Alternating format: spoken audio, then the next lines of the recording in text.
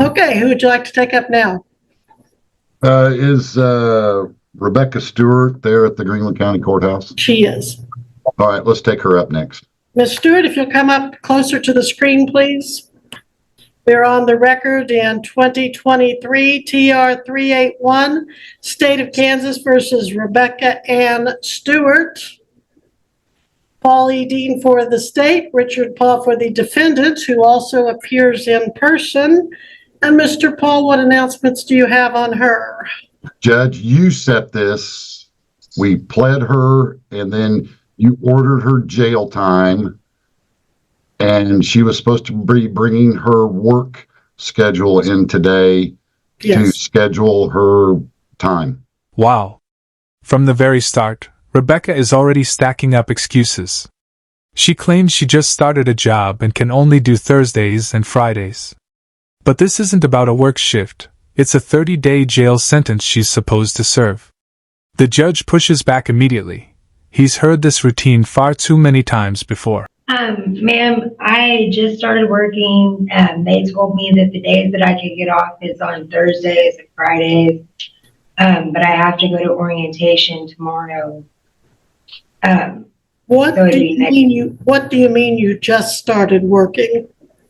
Well, I ended up getting a different job, and I just... Well, when you were here March 29, 24, you needed some time to get your work schedule figured out. Before you started your sentence, you were supposed to serve 30 days. So we set it over for today, and you had just left a job at Sonic the week previously. And you were interviewing at a different Sonic. I was working at Sonic, but it didn't work out. I had an interview at a nursing home, but with my background, I couldn't do that. But I'm starting work at McDonald's. I gave you a number to call immediately after court for probation. Did you do that? Yes. I'm sorry? Yes, I did call. Did you tell probation that you didn't start your job? I did start my job. I did. I was working. But then you left that job. We had a disagreement, and I went and I was looking for another job right away, and I found one. Did you tell probation all of that? This is where the tension spikes. The judge calls out Rebecca's shifting story. First Sonic, then a nursing home, now yet another new job. But it's not just about the jobs, it's the pattern of instability. She was ordered to call probation and be honest, yet even here she admits she wasn't upfront about quitting. You can practically hear the judge's frustration. How many times do we have to go through this? I wasn't for sure I was supposed to. All right. Well, let's just start your sentence at this time. I can't. Ma'am, can I please do like weekends, please? Because I don't have a babysitter. Ma'am, I don't have a babysitter and I'll lose my job. How long have you had this job? I'm just starting, and that's how I'm going to. Just starting when? Tomorrow. I go to orientation tomorrow. That's what you told me last time you were here, and you didn't keep that job. And you have a horrific record. I think we went over all of that the last time.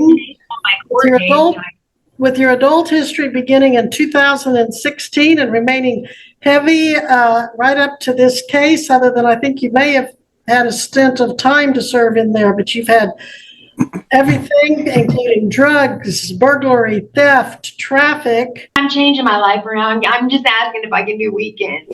Do you still have charges pending in Allen County for felony drugs and 5 other? Trial. I've been clean. I've been sober. I haven't. Hold on. Here comes the emotional tug. Rebecca pleads for weekend time because of her kids, explaining she has no babysitter. But the judge answers with her record: burglary, drugs, theft, traffic crimes, and multiple pending felonies stacked on top. This isn't just a mom struggling with a schedule. This is someone deeply entangled in the system. Answer my question, please. Do you still have that 2023 CR 117 for felony drugs and 5 other charges, including driving while suspended third or more? Do you still have that pending? My court dates are far apart. Well, your last court date when you were here was March 25th. Did you go to that court date? Yes. And they set it over again? Yes. And you still have Allen County 2023 CR 3000080 for domestic violence? I go to court on that on this, I think. You still have Allen County 2023 CR 3000018 for possession of stolen property? All of Allen County's court dates are on the same day. What date is it? I think the 17th. How about Allen County 2023 CR 81 for stolen property? It's all on the 17th. And Allen County 24 CR 89 for criminal damage? I've been making all my court dates and I've been doing what I need to do. I'm just asking that if I could do weekends or Thursdays and Fridays. That way I don't lose my job and I have my. What's this? Well, I'm not sure. You have some other counties with felony drugs, driving while suspended, improper passing a school bus, something that goes back to April 21st, 23. What county is that in? The only county that I knew of was Neosho and Allen.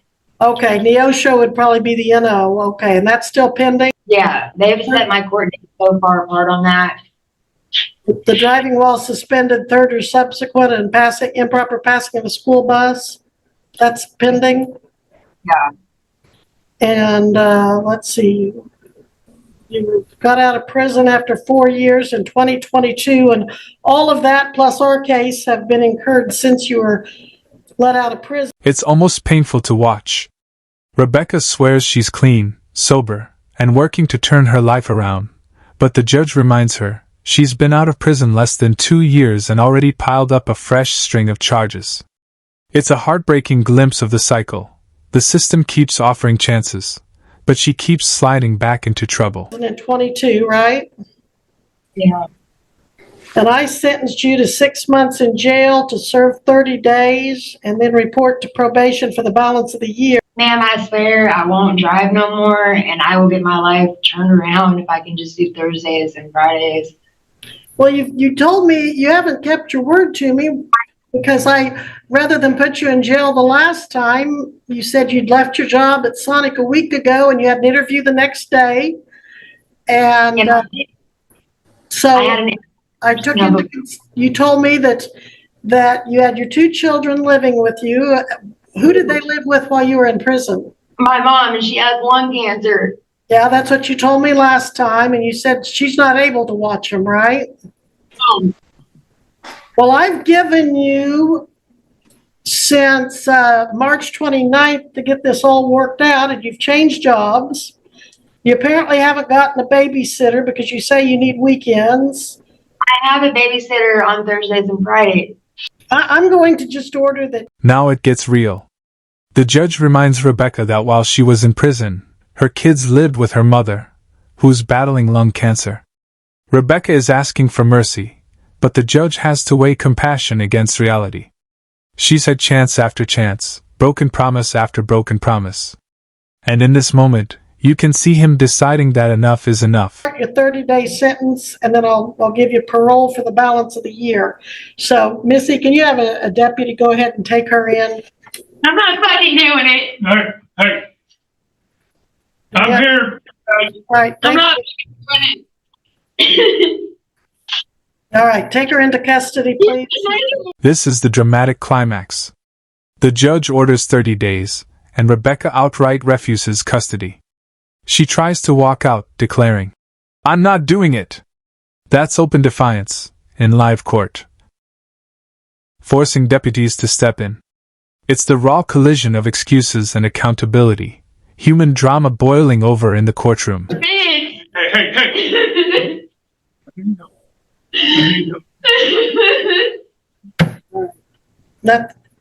Now, when she's released, she can go to parole, but she took off before I could tell her she needs to report directly to probation for supervision, probation slash, is that Carrie down there? Great, okay. That was Carrie, our judge. Carrie, she used to do 30 days, and then I want her to sign up, but she should have signed up with you by now. Did she do that? She did call, Your Honor, but Jessica is the one who got the phone call, and I haven't heard from her since. That's why I came down here to have her fill out paperwork for me. So I was just waiting here to see what would happen in court. Okay, Paperwork and let her know. all right. So, yeah, and if she doesn't want to cooperate, then you'll do whatever it is you need to do. But, yeah, I'm going to have her serve 30 days of her 6-month sentence, and then she can report for the balance of the year if she will do that. Thank you. Thank you.